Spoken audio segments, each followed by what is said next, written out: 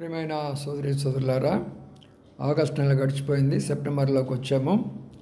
మరి మన యొక్క హెబ్రోను క్యాలెండరు ఈరోజు 1వ తారీఖున మనకిచ్చినటువంటి మాట కీర్తనలు 91:4లో ఆయన తన రెక్కల కింద నిన్ను కప్పును అనే మాట ఉన్నది. ఈ లోకంలో మానవుల యొక్క రెక్కల కిందకు పోతే మనకు కొంతవరకే సహాయం వస్తుంది. శైతానికి రెక్కల కింద పోయామంటే చేరాని కార్యాలు చేస్తాం. ఆయన రెక్కల కిందకు వస్తే ఆయన మనకు నీడగా ఉంటాడు, కప్పుతాడు.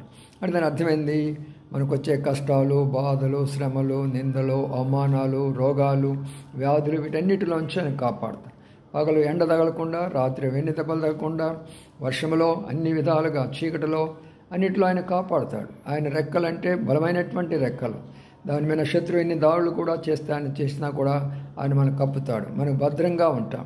కాబట్టి ఆయన రెక్కల కిందకి రండి, నిరాశపడకండి, మరి ఆశను కోల్పోవద్దు, విశ్వాసంలో స్థిరంగా ఉండండి. ఆయన రెక్కల కింద